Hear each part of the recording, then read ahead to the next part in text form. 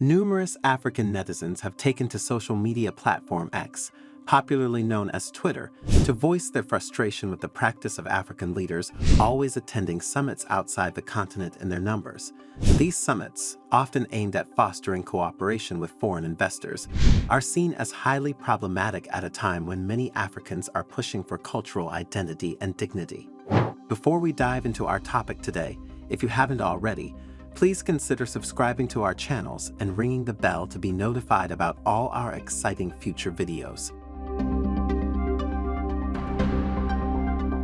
The backlash erupted when pictures of the 2024 Korea-Africa Summit, held in Ilsan New Town in Seoul, South Korea, from June 3rd to June 5th, 2024, started circulating on Twitter. Representatives from over 48 African countries attended this event, with multiple reports indicating that as many as 25 African heads of state themselves graced the occasion with their presence. Many Africans on Twitter criticized this, arguing that it highlights the dependency of African leaders on foreign validation and assistance. For instance, popular CNN journalist Larry Madowo wrote, "48 African leaders in Seoul for Korea-Africa Summit. Why do they keep showing up when summoned by a single country when there's an African Union?" Another Twitter user named Lam Jabari said, "These African leaders want to feel that they're important, when in reality it shows just how divided and weak African countries are." Similarly, Twitter user Walimu Wandia tweeted, "Please, African leaders, stop doing this. A whole continent shows up in one country. Why not the other way around? If South Korea wants to trade with the continent, its leaders should be doing the rounds."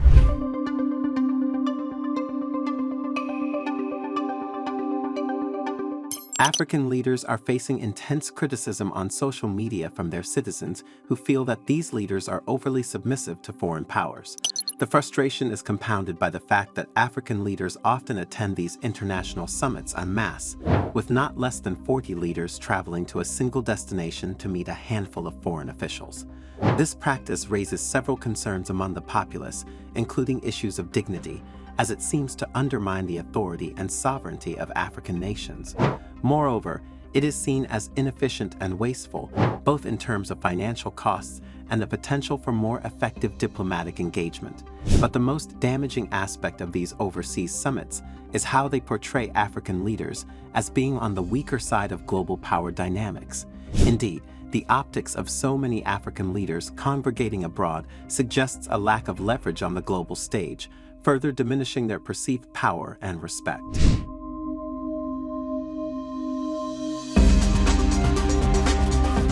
Furthermore, Africa has its own continental and regional organizations like the African Union, which are designed to address the continent's problems with the leadership of African nations.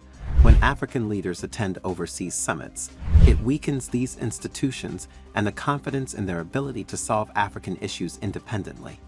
Therefore, while these international summits offer some benefits, such as fostering cooperation with foreign investors, creating development opportunities, and facilitating diplomatic relations, it is high time African leaders reconsider their attendance. Mass participation often undermines their dignity, sovereignty, and efficiency, while also raising significant concerns about the financial costs involved. Re-evaluating their approach could strengthen local institutions like the African Union, enhance their global leverage, and better reflect the growing call for cultural identity and self-reliance among their citizens. Your perspective matters. Do you agree that African leaders should reduce their attendance at such foreign summits? Share your thoughts and insights in the comments section below. For continued updates on global affairs and diplomatic developments, be sure to subscribe to the New Africa channel. Stay informed, stay engaged. Thank you for watching, and we look forward to bringing you more insightful content in the future.